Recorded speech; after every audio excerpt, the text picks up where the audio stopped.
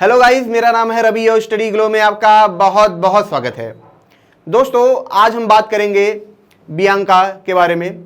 ये एक Canadian tennis player हैं और हम ये जानेंगे कि कैसे ये आम से खास बन जाती हैं सिर्फ कुछ सालों में। जैसा कि आप अपनी ज़िंदगी में देखते होंगे कि आप क्या करते हैं, पढ़ाई करते हैं, लेकिन काफ़ी वक्त निकल जाता है, फिर आपको एहसास होता है कि आप एज एवरेज पर्सन हैं, या फिर आप जॉब करते हैं या कुछ भी करते हैं, आपको समझ में आता है कितनी भी मेहनत कर लें, आप कितना भी कुछ कर लें, चीज़ें वैसी नहीं हो पाती जैसे टॉप क्लास के लोग करते हैं। चीज़ें सफलता हमें नहीं मिलती हैं। बहुत मेहनत करते हैं, उनको थोड़े से पैसे कमा पाते हैं, या बहुत मेहनत करते हैं तो एक एवरेज मार्क ला पाते हैं, या बहुत मेहनत करते हैं कि छोटे मोटे एग्जाम निकाल पाते हैं, लेकिन हम कभी भी एक्स्ट्रा ऑर्डिनरी चीज़ें नहीं कर पाते हैं, बड़ी चीज़ें नहीं कर पाते हैं। वैसे ही कुछ कहानी थी बियांका की। 2014 से पहले इन्होंने कुछ भी बड़ा अचीव नहीं किया था। टेनिस की दुनिया में इनके पास बहुत कुछ नहीं था, लेकिन फिर क्या होता है, आइए हम ये समझेंगे। तो सबसे पहले दोस्तों मैं आपको बता दूं कि हमारा फ्लो का कोर्स लॉन्च हुआ है, ठीक है। इसमें आपको 8 से 10 घंटे की लगभग क्लास आपको मिलेगी और ये 10 जून से शुरू होगा।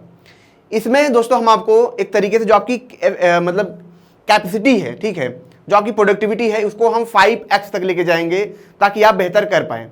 जब भी आप कहीं पे पढ़ाई करते हैं या किसी चीज़ की तैयारी करते हैं, तो समाज से, घर से, हर कोई आपको यही एक चीज़ बोलता है, आप मेहनत करो, हार्डवर्क करो, प्रैक्टिस पेपर सॉल्व करो, ऐसे पढ़ो वैसे पढ़ो, लेकिन रियल में कोई ये नहीं बताता है कि ज़्यादा से ज़्यादा हार्डवर्क हम कैसे कर पाएँ, ज़्यादा से ज़्यादा वक्त तक हम कैसे पढ़ पाएँ, और ज़्यादा से ज़्यादा चीज़ों को हम कम वक्त में कैसे याद कर पाएँ, कैसे हम बहुत तेज़ी से सोच पाएँ, कैसे चीज़ों को हम बहुत तेज़ी से समझ पाएँ। इसके बारे में कोई बात नहीं करता है, कोई संस्था बात नहीं करती है, कोई बात नहीं करता है। तो वो जो एक बच्चे की रियल प्रॉब्लम है, जो सच में उसको समस्या है पढ़ने में, समझने में, याद करने में, वो सच में हम उनकी प्रॉब्लम ये सॉल्व करेंगे। और यहाँ पे जो सबसे इंपॉर्टेंट है दोस्तों, सिल्वा मेथड, और उसकी जो प्रैक्टिस है हम ये कराएंगे, क्योंकि यही कोर्स दोस्तों फॉरेन में 40 से 50 हज़ार का बिकता है। तो फ्लो 25 आप कोड यूज करेंगे, आपको डिस्काउंट मिलेगा, और यह क्लास 10 जून से शुरू होगी। तो यहाँ पे आप देखेंगे इनका नाम क्या है, बियांका एंड्रूस्कू। ये एक कैनेडियन टेनिस प्लेयर हैं। इनकी लाइफ बहुत ही अच्छी नहीं होती है, काफ़ी स्ट्रगलिंग लाइफ थी, जैसा कि मैंने बताया। और हालांकि इनको टेनिस से बहुत प्यार था।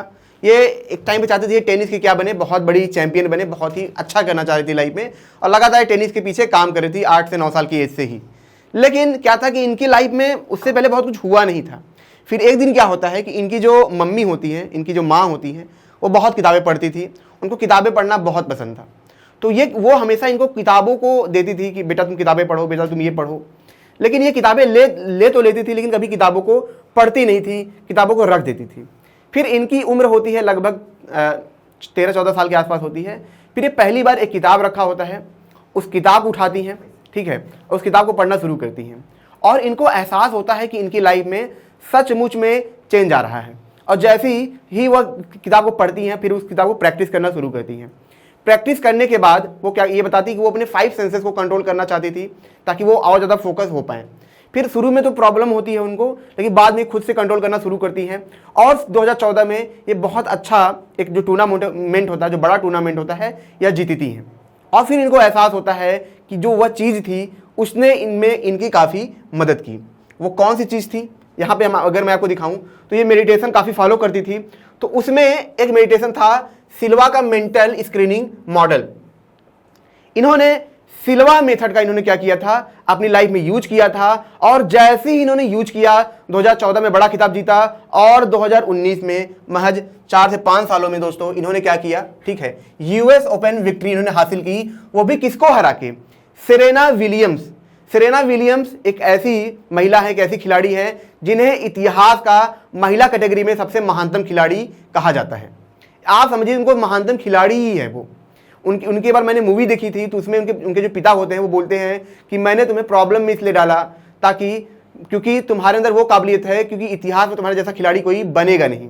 इतिहास के सबसे महानतम खिलाड़ी को इन्होंने सिर्फ 5 से 6 साल में हराया, वो भी किसकी मदद से, सिल्वा मेथड की मदद से।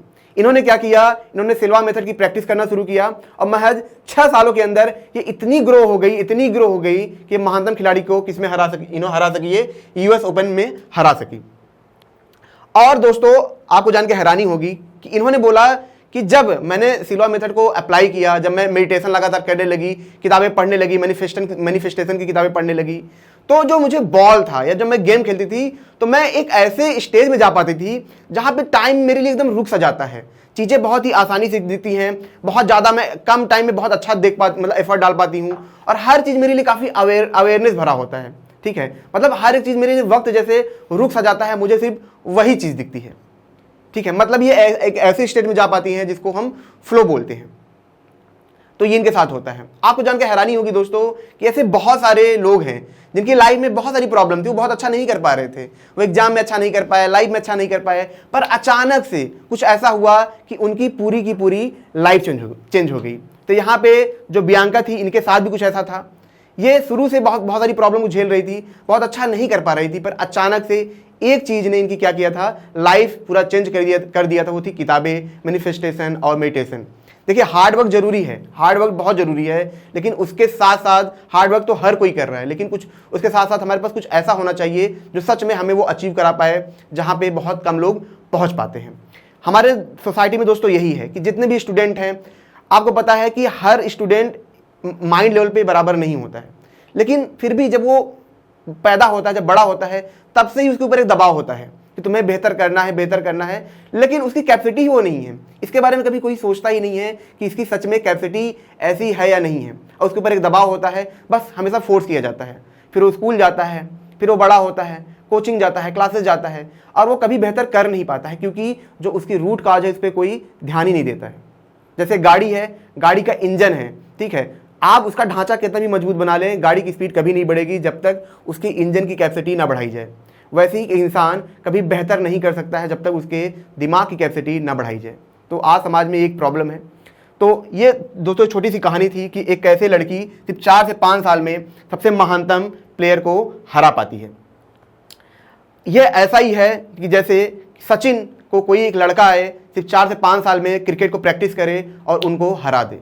ये बहुत बड़ी बात होती है, क्योंकि सचिन को वहां तक पहुंचने में कई साल लगे हैं, 20 साल लगे हैं, अगर पूरा बचपन से देखा जाए तो 30-35 साल लगे हैं। लेकिन कोई एक लड़का आता है, इतने महान खिलाड़ी को सिर्फ 4 से 5 साल में हरा पाए, ठीक है, वो भी एक टेक्निक से, ये बहुत बड़ी बात है।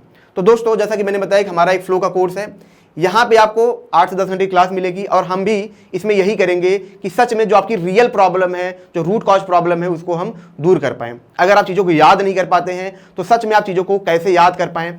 अगर आप एग्जाम देते वक्त सोच नहीं पाते कि क्वेश्चन आया, आप तेजी से सोच ही नहीं पा रहे हैं, इसको कैसे सॉल्व करें, क्योंकि होता टाइम कम होता है, तो आप कम टाइम को ज़्यादा सोचना है, लेकिन अब वो आप सोच ही नहीं पाते हैं, थिंकिंग एबिलिटी ही आपकी बहुत कमज़ोर है।